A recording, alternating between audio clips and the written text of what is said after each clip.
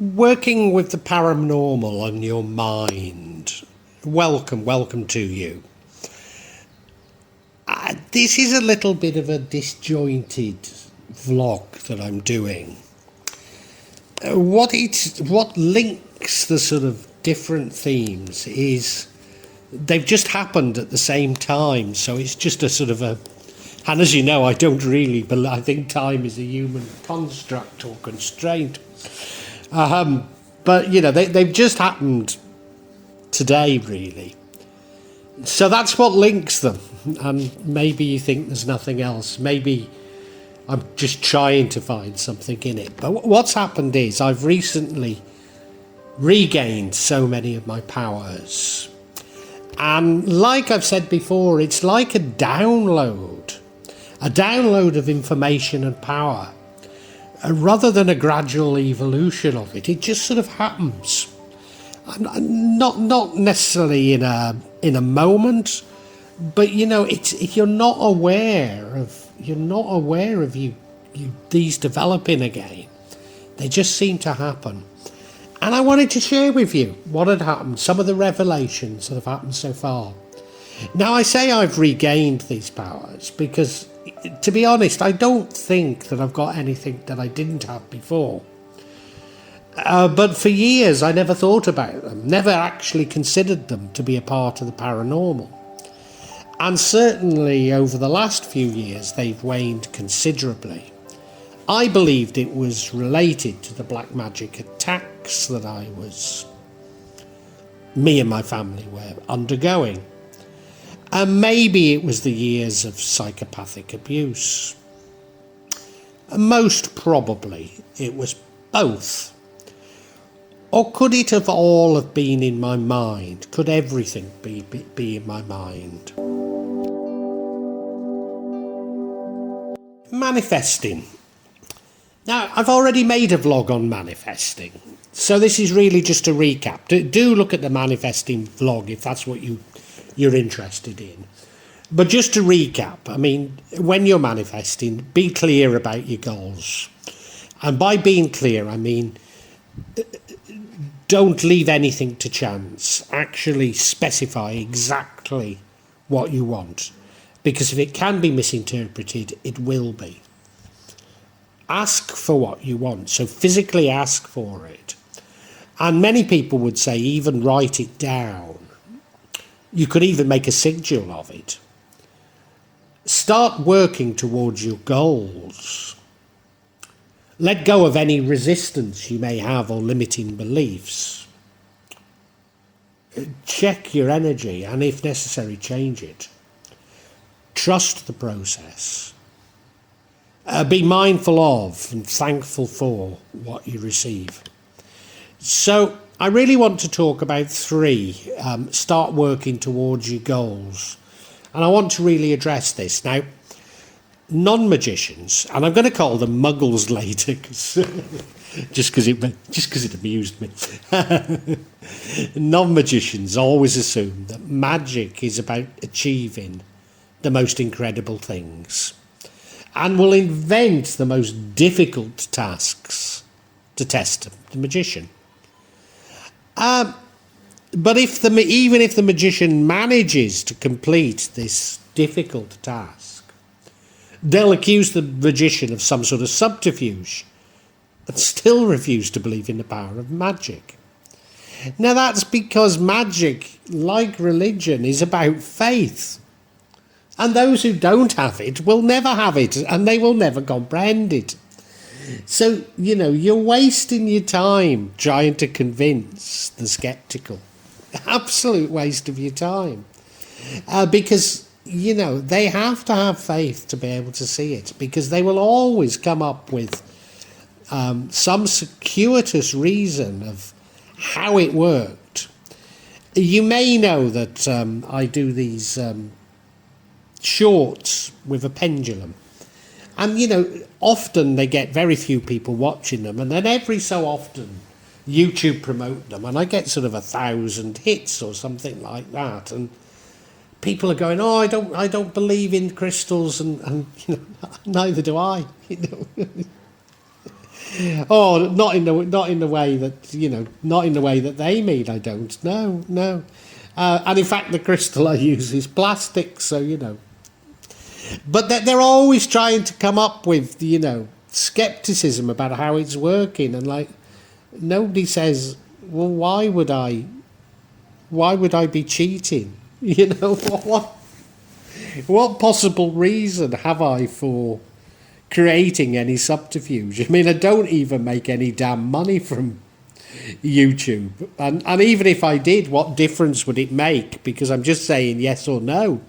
So, it wouldn't make any difference to my earnings. So, it's that sort of thing that people do. And as I say, it's about shape, about faith. Any outcome, of course, so I mean any outcome, but particularly if we're talking a sort of magic, it's on a potentiality curve. So everything is on a potentiality curve, or if you like, a bell-shaped probability curve. So when magicians do something, they move along this potentiality curve. But of course, moving towards the extremes, which is the sort of trips that muggles invent, is the most difficult thing to do. So if you're within one standard deviation within of the mean of the probability curve, then that's pretty likely. But if you're outside of 3 standard deviations, then it's most unlikely. Therefore, when manifesting, you do need to consider this sort of probability curve. So I suppose there's 2 things I'd say to consider. First, is the outcome likely? For example, winning the lottery is most unlikely, but a scratch card win, much less so. Therefore, you're much more likely to manifest a scratch card than a lottery win. So, I mean, by all means, try and manifest a lottery win. But do realise that you're right where you're probably at 6 standard I haven't even calculated. Could easily be 6 or 7 standard deviations from the mean. Lottery card, you might be within. Sorry, scratch card, you might be within. Just outside of 1 standard deviation, within 2 standard deviations anyway. And is the outcome? Secondly, is the outcome possible? So what I mean by this is you won't win the lottery or a scratch card if you don't buy one. I mean, yes, you might find one, I know. They always try and trip you up, don't they? They'll always come up with something, but, you know what I'm getting at. If you don't have a scratch card or a lottery card, you're not going to win it. So don't simply manifest and do nothing about it. You've got to give it a chance, So this brings me to what is really my main observation, and that is the universe or nature works in rhythms and cycles, and you have to work in harmony with these. If you try and fight them, you'll get absolutely nowhere. But if you work with them, then yes, miracles can happen. Maybe not lottery wins, but well, somebody's got to, haven't they? So be aware of these rhythms when you manifest.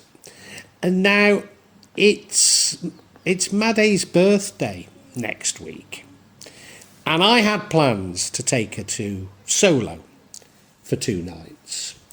And I'd seen a very nice hotel in Solo. Now, it wasn't available, but I then found that, well, I do remember I'd seen it before, that the sort of equivalent of the hotel we stay in Jogja, which is the Hotel Phoenix in Jogja, exists in Solo.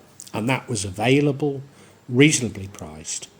But before I booked it, I thought, well, Maddie, I just better mention to you, this is what I'm going to do for your birthday. Are you, is it what you want? And she said no. And I was quite shocked. Now, we've recently got back from Jakarta to Java, and we went through Klaten, which is where she was in hospital when she was at her worst from the black magic attacks.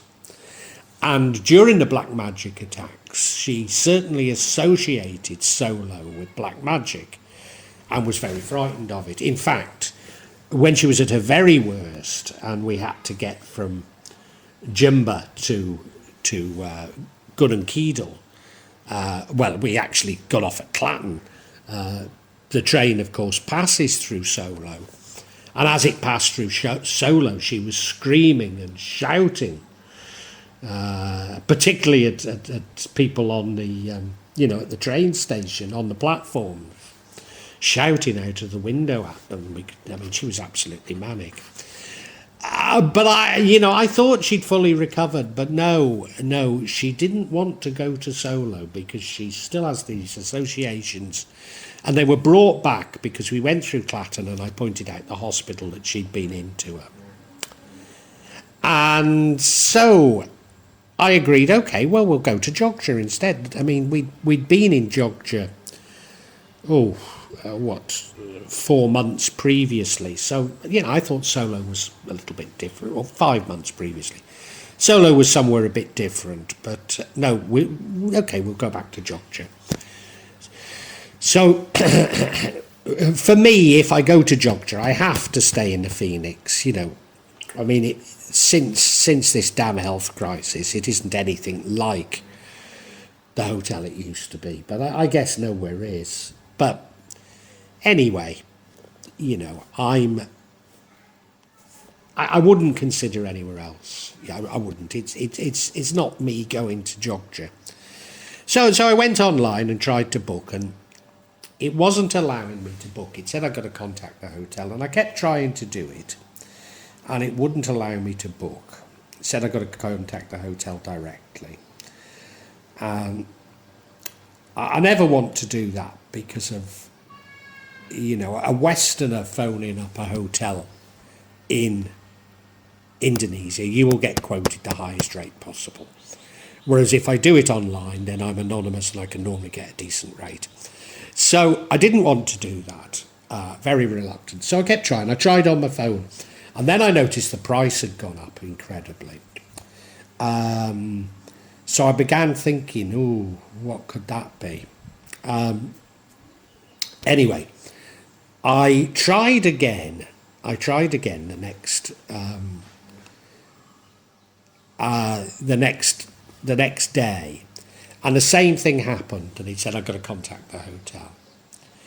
And now I thought about it. Now, when I was at my worst, when I suffered these attacks myself, I would have thought maybe one or two things. I might have thought, well, the hotels are shut because of COVID. So that's why you can't make the booking. That's why they want you to phone to say, look, we're actually shut now. Or, we're being used as a quarantine hotel. Or the other possibility that I was thinking about was when I had to input my details, including my credit card details, I put that I was British, but my credit card company have my Indonesian address. So was there an incongruity there? Because these things do happen. And it's one of those catch-22s that you can never resolve, isn't it? I'm sure you've been through it as well. But, I just thought about it logically, and I thought, well, last time we were there was a wedding there. So I'll bet they're having a wedding. So, I was trying to book for the Friday and Saturday night. So I thought, well, just try the Friday, which is her birthday. Tried the Friday, and I got it. Now, that very same day that happened, we had a power cut. Now, that's not unusual in the rainy season. I wouldn't say it happens every day, but it happens very regularly. And they often last quite a time. So, we had a power cut, and I always have a midday nap because it's hottest in the midday. So I had a little nap, and I woke up, and I got myself a drink and did a few things. And then I said to myself, okay, well, it's reasonable that the power should go off because it's the rainy season and that's what happens. But I'd like it to come back on now. And it did.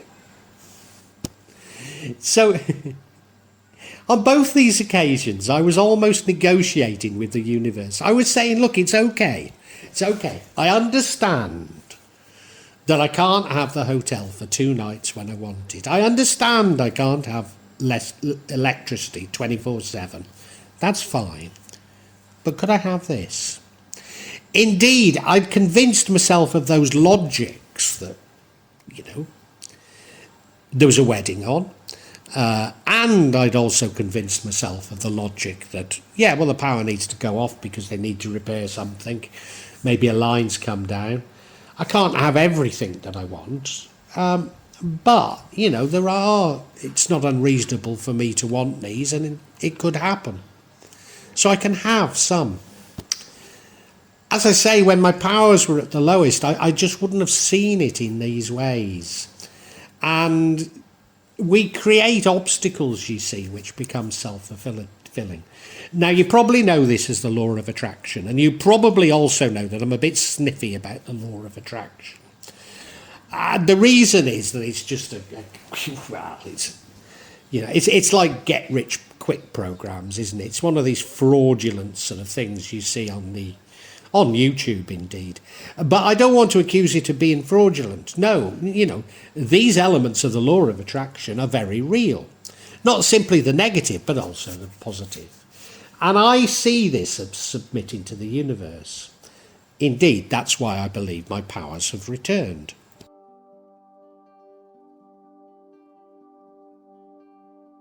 Ghosts. Well, that same day, Mas Perwer and his wife came round to see us, and they explained that his daughter, Ratnau, and granddaughter, Money, were now back in Jakarta. You see, Ratnau has remarried, and the husband has lived in Jakarta for some time with his mother. His mother, I should say, has recently died of COVID. But Money is seeing ghosts in their house. So everybody immediately believed that it would be the ghost of the mother. Now, I'm not saying that that's untrue. I'm not saying that's untrue. But I immediately knew there was far more to it than that. You see, I know that the dead are everywhere if we want to see them. In fact, there are far more of the dead than there are the living. Now, I sort of believe that they're in another universe, and so they don't normally show themselves to. This is where I use the word muggles to people, unless they want something. So we can't normally see them. I don't think it's us seeing them. It's them showing themselves to us. And the reason why they don't do it is it takes an awful lot of power because they're moving between universes. They're at the extremes of the proper potentiality curve. So it seemed to me that Money was actually developing some powers. And linked to this, now her father had used, her blood father, her real father, had used some black magic on his former wife. Maybe used it on her when she was his wife. And he's also abducted Money a few times. She was returned, I think maybe the day later each time. But she seemed somewhat traumatised, and the family were worried that he'd put some spell on Money. I don't think he actually had. But I think she'd witnessed some things. She'd gone through some sort of induction or initiation. But as far as I'm concerned, as long as Money's taken to these powers naturally, there's nothing really to be concerned about. Apart from, of course, whatever it is the ghost wanted to tell us or wanted from us. Well, I say us, it's not us, them. Now, of course, most of us can see ghosts. We can speak with animals. We can even fly. But this gets beaten out of us at school until we become convinced that these memories we have of seeing ghosts, speaking with animals and flying were simply dreams.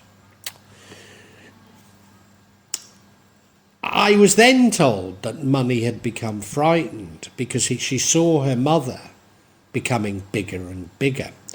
And at once I knew that these were spells being placed on Ratno by the ex-husband. Maybe to make her fat, which again is the wrong part of the probability curve because she's so thin. And the ghost sites were warnings that there was magic happening at the time. Now, I need to check out my theories with Parcano next time I see him. But what I have to tell you is I'm just absolutely certain of them. This isn't speculation. I'm completely certain that this is the case. And I've experienced this many times before. Many times before. I'm as certain as, the sorts of scientific facts that we learn at school and university.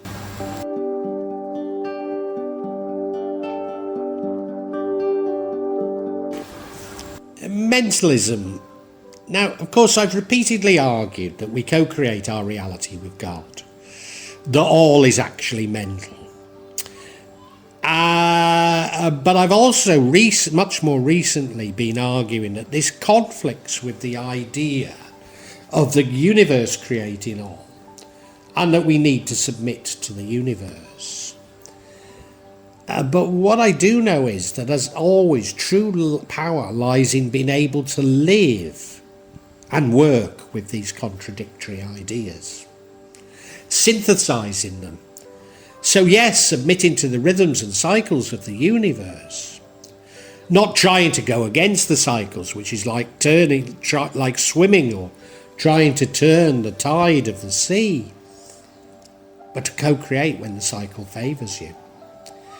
Indeed, my greatest powers come from when I can accept not just these contradictions, but any contradiction.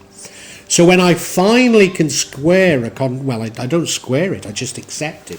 When I can finally accept a contradiction, then I find that my powers and my knowledge just come to me like that. So it leads me to postulate, is logic the real, I wrote restraint, but I think constraint on man's potential? So did these events even really happen? Or is everything, and I mean everything, a mental illusion? I can only manifest because I believe I can. Just like we all once could fly. Not so much as we believed we could, but because we had no concept that we couldn't. And indeed, that's the role of the limiting valve we call education, to make us believe that we can't. Do I really believe in manifesting and in ghosts? Maybe not. But I can work with them, use them as ideas to create outcomes with my co-creation of reality.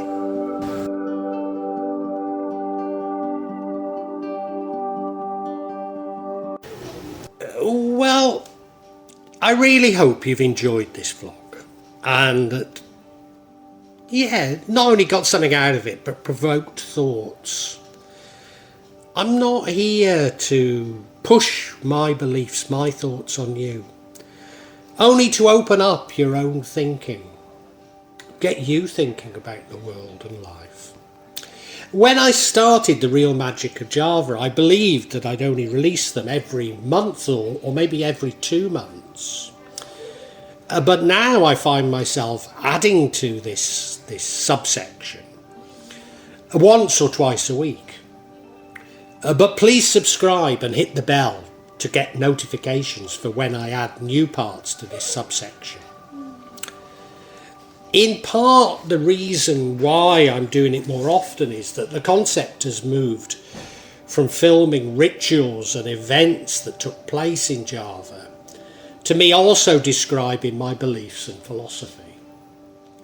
And that does come in response to people expressing an interest in it. But of course, you know, me actually seeing rituals and events really doesn't happen so often. What I would say to you is that there's no attempt at subterfuge on my behalf. And when I do experience rituals, I will include them for you to see. And as I say, there's no way I'm trying to mislead you. And if I believe there is subterfuge, if I uncover it, I will point it out to you. I'm trying to be as honest as I can be. Now, please make comments, please ask questions, and I'll try to be as honest and open with you as I can be. Of course, there will be some of you who disagree with me, particularly when I talk in terms of my own beliefs, my own feelings. And, you know, you're welcome to alternative feelings, and we can agree to disagree.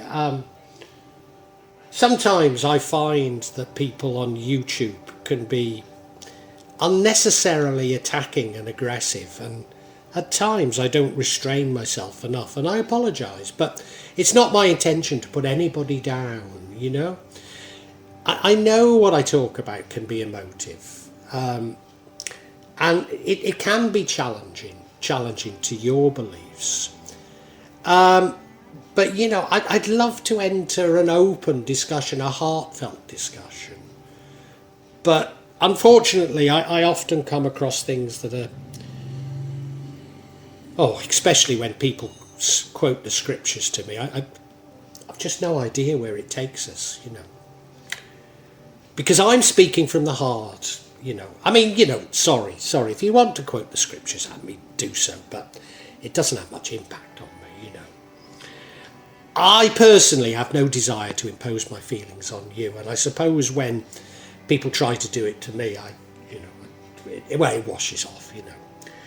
All I'm trying to do is I'm trying to share my feelings with you, and I'd love an open discussion on feelings. I really would love it, you know. And sorry if I don't always react as best I should. I try and cure this in myself, but I think this is part of the sort of narcissism of social media that I talk about so much in this subsection. So look, if you've enjoyed it, I really urge you to listen to other sections on this channel, particularly the 4 audio books that I've uploaded onto this channel.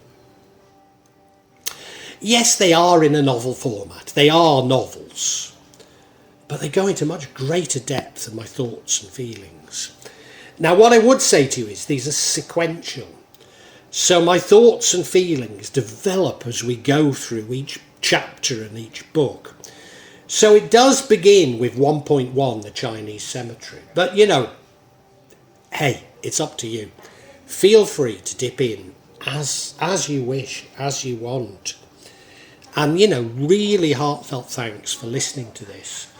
And I really want to say a great big thank you, and God bless you.